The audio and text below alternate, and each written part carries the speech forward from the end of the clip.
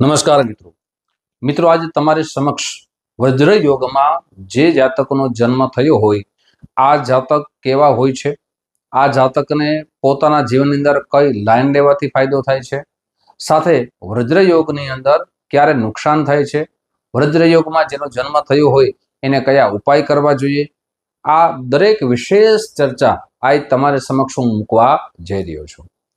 વજ્ર યોગની અંદર કઈ કઈ શાસ્ત્રોક્ત આપણે કામ કરી શકીએ એ પણ વિસ્તારથી આ ચર્ચા કરશું. મિત્રો, જે પણ ચર્ચા કરીએ છીએ શાસ્ત્રના અનુસાર આપણે ચર્ચા કરીએ છીએ અને જેટલા પણ યોગની ચર્ચા કરીએ છીએ એ આપણા શાસ્ત્રમાં વિસ્તારપૂર્વક લખવામાં આવ્યા છે. જેમ કે જાતક પરિજાતક, ધર્મસિંધુ, નૈની સિંધુ, મુહૂર્ત માર્કંડ, આવા આપણા શાસ્ત્રોમાં એનો ખૂબ સુંદર રીતે વર્ણન લખ્યું છે. અને આપણા જેમ 27 યોગ છે એમ 27 નક્ષત્ર પણ છે. હવે 27 યોગમાંથી 14 યોગ છે જેને શુભ માનવામાં આવે છે, 5 યોગ છે જેને મધ્યમ માનવામાં આવે છે અને 8 યોગ છે જેને આપણે અશુભ માનવામાં આવે છે. વજ્ર યોગ છે એ 15મો યોગ તરીકે એનું નામ આવે છે. સૌથી પહેલા વજ્ર યોગમાં જેનો જન્મ થયો હોય આવા જાતક હંમેશા બહાદુર હોય છે, બુદ્ધિશાળી હોય છે, દયાવાન હોય છે. આવા જાતકો હંમેશા બીજાના કાર્યોમાં કાર્યરત રહે છે. એટલે એમ પણ કહી શકાય કે સેવાની પ્રવૃત્તિ કરવી એને ખૂબ ગમે છે. આવા જાતકો રાજકીય ક્ષેત્રે આગળ વધે તો ખૂબ જ સારી નામના મેળવે છે. આવા જાતકો જો નોકરી કરે તો સુરક્ષા બળ એટલે કે મિલિટરીમાં નોકરી કરે તો એમાં પણ સફળતા પ્રાપ્ત કરે છે. સાથે પોલીસમાં નોકરી કરે તો તેમાં પણ એને સફળતા મળે છે. સાથે સરકારી કામકાજના જે રક્ષા દળોના જે પણ નોકરી આવે છે એમાં એ નોકરી કરે તો એને ખૂબ સારો લાભ થાય છે. સાથે કસરતના ટ્રેનર આપણે કહીએ છીએ એ પણ જો એ લાઈન લે તો એમાં એને લાભ થાય છે. સાથે બાઉન્સર આજના જમાનાના સુરક્ષા કર્મચારીઓ આપણે કહી શકીએ તેમાં પણ આગળ વધે છે. આવા જાતકો હંમેશા તેમના ભાઈઓને સહયોગ આપે છે, માતા પિતાની સેવા કરવામાં માને છે, પરિવારમાં માન સન્માન પદ એને પ્રાપ્ત થાય છે.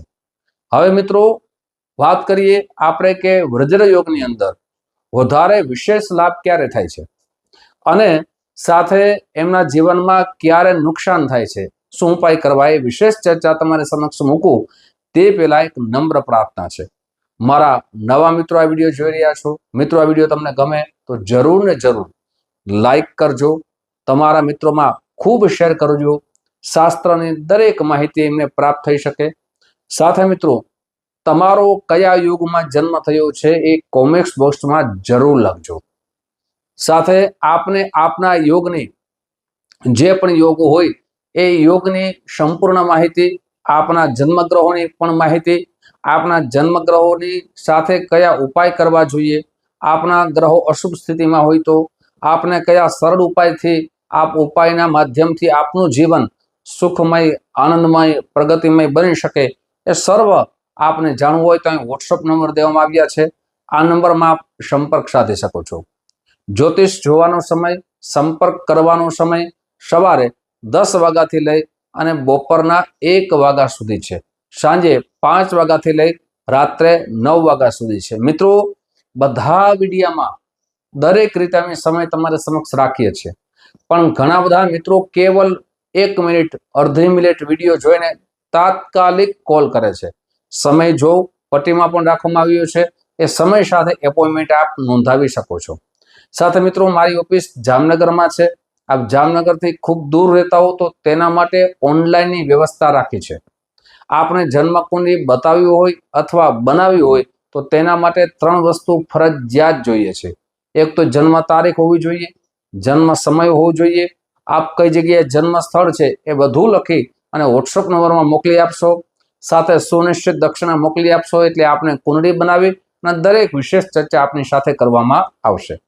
મિત્રો હવે આ વજ્રયુગના દેવતા કોણ છે તો વજ્રયુગના ગ્રહોમાંના મંગળ ભગવાન માનવામાં આવે છે.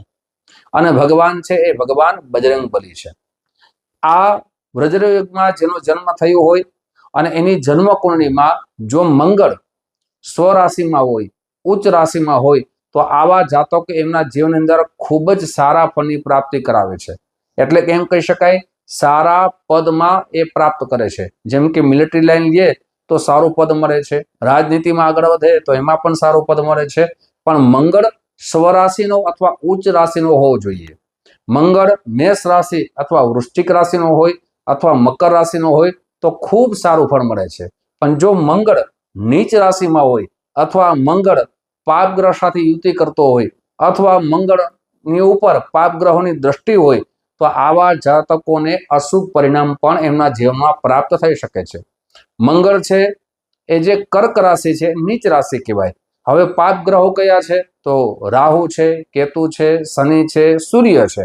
આવા ગ્રહોની મંગળ ઉપર દ્રષ્ટિ હોય તો પણ અશુભ પરિણામ મળે છે. અથવા યુતિ કરતા હોય મંગળ સાથે, મિત્રો જો સૂર્ય ભગવાન હોય, રાહુ હોય, કેતુ હોય, શનિ હોય તો પણ અશુભ પરિણામ મળે છે. હવે આવા જાતકોએ હર હંમેશા બજરંગબલીની એમને પૂજા કરવી જોઈએ. હવે અશુભ પરિણામ મળતું હોય, વજ્ર યોગ હોય, મંગળ નીચનો હોય તો આપણે કયા ઉપાય કરવા જોઈએ? સૌથી પહેલા મંગળવારના દિવસથી આરંભ કરી આપણે પ્રતિ દિવસ હનુમાન ચાલીસાનો એક પાઠ અવશ્ય કરવો જોઈએ. સાથે આપ મંગળવારના દિવસે લાલ વસ્તુનું દાન કરવું જોઈએ. મંગળવારના દિવસે ખાસ કરીને હનુમાનજી મહારાજના દર્શન કરવા જોઈએ. હનુમાનજી મહારાજને આપે લાલ પુષ્પની માળા અવશ્ય અર્પણ કરવી જોઈએ. સાથે સૂર્ય ભગવાનને રોજ જલ ચડાવવું જોઈએ, જેનાથી અશુભ પરિણામથી આપ બચી શકો. મિત્રો, આજે તમારી સમક્ષ વજ્ર યોગની સંપૂર્ણ માહિતી રાખી છે. આ જ રીતે દરેક યોગની, નક્ષત્રની દરેક વિશેષ ચર્ચા તમારી સમક્ષ મૂકતો રહીશ. આપ જે માધ્યમથી વિડીયો જોતા હો, ફેસબુકના માધ્યમથી વિડીયો જો છો તો અમારા પેજને જરૂર ને જરૂર ફોલો કરી લેજો. યુટ્યુબના માધ્યમથી આ વિડીયો જોતા હો તો અમારા ચેનલ સબસ્ક્રાઇબ કરી લેજો, જેનાથી નવા વિડીયોની જાણકારી મળી શકે. ફરીથી મળશું. જય શ્રી કૃષ્ણ. મહાદેવ હર.